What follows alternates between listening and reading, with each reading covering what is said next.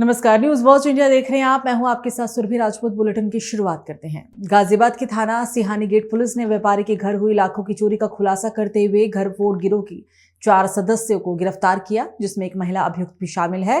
Police ने एक gang के पास से भारी मात्रा में आभूषण और 63,000 रुपए नगद भी बरामद किए। डीसीपी सिटी धवल जायसवाल ने कहा कि बीती 17 नवंबर 2025 को अशोकनगर में इस गैंग ने चोरी की वारदात को अंजाम दिया था। ये गैंग चोरी करने से पहले कबड्डी बनाकर क्षेत्र की रैकी करता और बंद पड़े मकान को चिन्हित कर चोरी की वारदात को अंजाम देता। पुलिस ने चोरी के आरोप में शिवम, विशाल, इंद्रपाल और माला देवी को गिरफ्तार किया। इंद्रपाल के खिलाफ 19 मुकदमे दिल्ली और उत्तर प्रदेश के कई जिलों में दर्ज हैं। कमिश्नरेट गाजियाबाद के अंतर्गत थाना सिहानी गेट ने आज से एक सराहनीय कार्य करते हुए एक अंतरराज्यीय चोरों के गिरोह का भंडाफोड़ किया है और इसमें 4 अभियुक्तों की गिरफ्तारी की गई है और इनके पास से लगभग 25 लाख रुपए जो चोरी के मूल्य के सामान थे उनको बरामद किया गया है। इन 4 जो अभियुक्त हैं उनके नाम हैं शिवम, विशाल, इंद्रपाल और माला। इसके पहले भी इस गैंग के 2 सदस्यों को गिरफ्तार करके पुलिस के द्वारा जेल भेजा गया है, जिनके नाम जमशेद और फूलजहां हैं। इसका जो मुख्य सरगना है उसका नाम इंद्रपाल है। ये सारे लोग रामपुर जनपद के रहने वाले हैं और इंद्रपाल के ऊपर विभिन्न राज्यों के अंतर्गत मुकदमे पंजीकृत हैं और इसके ऊपर गैंगस्टर का भी मुकदमा लिखा गया है।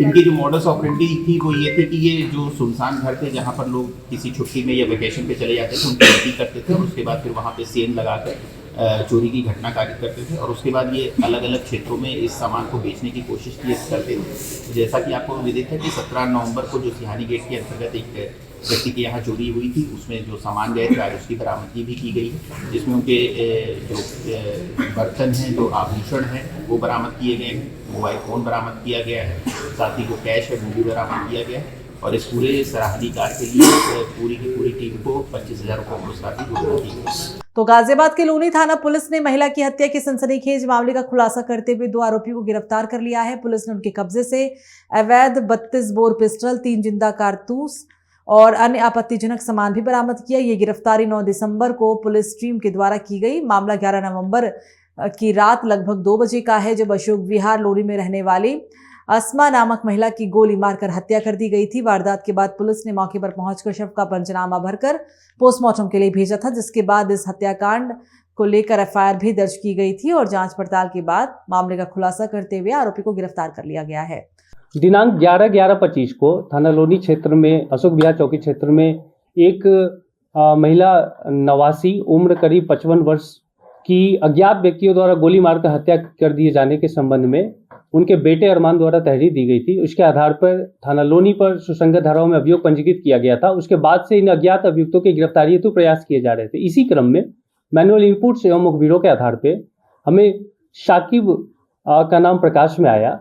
शाकिब निवासी अशोक विहार, उसने पूछताछ में बताया कि वह मृतका की बेटी को पसंद करता था और उसके साथ शादी करना चाहता था। इसी क्रम में वह उसे भगा कर ले जाना चाहता था, जिसका विरोध मृतका द्वारा किया गया। तो उसने शादाब से योजना के तहत उससे पिस्टल लेकर ये शादाब को यह बताते हुए कि इस पिस्टल से वह नवासी का मर्डर करेगा और अपनी योजना को सफल बनाएगा, तो उसने शादाब से पिस्टल लेकर फिर नवासी की हत्या की। रात में करीब 1:30 बजे रात में 3 गोली मारकर उसके द्वारा हत्या की गई थी।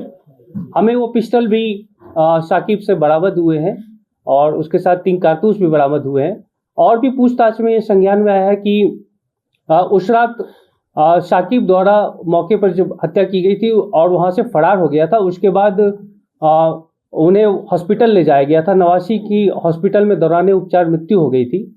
यह शादाब भी आपराधिक प्रवृत्ति का व्यक्ति है। इसके ऊपर लूट एवं वाहन चोरी के भी मुकदमे पंजीकृत हैं।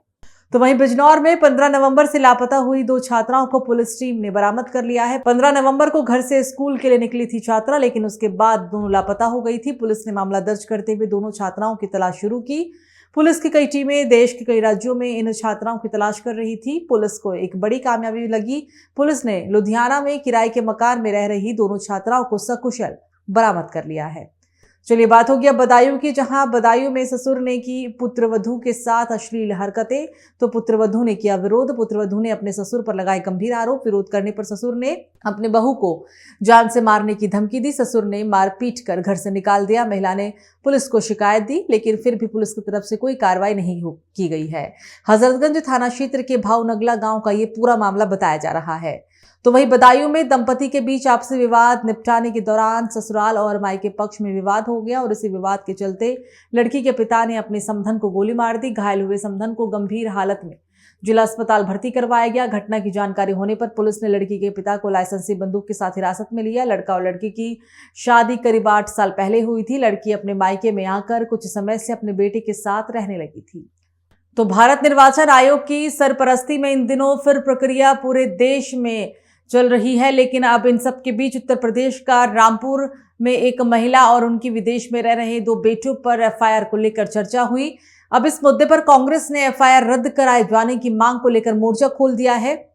जिले के सिविल लाइन थाना क्षेत्र की ज्वालानगर के रहने वाले नूरजहां और उनके 2 बेटे अमीर और दानिश के खिलाफ प्रशासन की ओर से चंद रोज पहले गलत जानकारी मुहैया कराए जाने के आरोप को लेकर एफआईआर हुई थी और इसी को लेकर अब कांग्रेस विरोध कर रही है।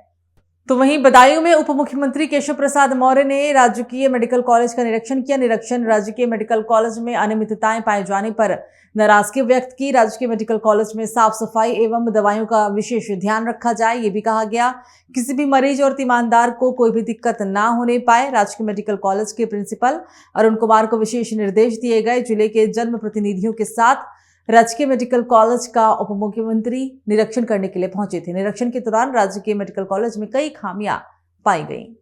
तो वहीं रामपुर के मंडी की भूमि पर कब्जा करने का प्रयास, साधु संतों पर जानलेवा हमला। मेलक कोतवाली के अंदर पंचायत के दौरान जमकर मारपीट की गई। मेलक कोतवाली पुलिस की मौजूदगी में दबंगों ने मारपीट की है। क्षेत्र के गांव गुलाड़िया स्थित मंडी में रह रहे साधु संतों पर दबंगों के द्वारा जानलेवा हमले का भी प्रयास किया गया है। चलिए बात होगी अब हरिद्वार की, जहां पर हरिद्वार में एक बड़ा हादसा देखने को मिला है। लापरवाही और तेज रफ्तार से आ रही कार के नीचे मजदूरों के दबने के बाद अफरा तफरी का माहौल बन गया। बताया जा रहा है कि प्रेमनगर आश्रम के पास नेशनल हाईवे पर तेज रफ्तार बलेनो कार हाईवे पर रखे जनरेटर से टकराकर पलट गई। कुछ मजदूर पुल पर निर्माण मरम्मत कार्य कर रहे थे, जिसके बाद वो कार के नीचे दब गए। मौके पर अफरा तफरी का माहौल बच गया। पुलिस घटना स्थल पर पहुंची। घायलों को इलाज के लिए अस्पताल में भर्ती करवाया गया। बताया जा रहा है कि हादसे का कारण तेज रफ्तार थी।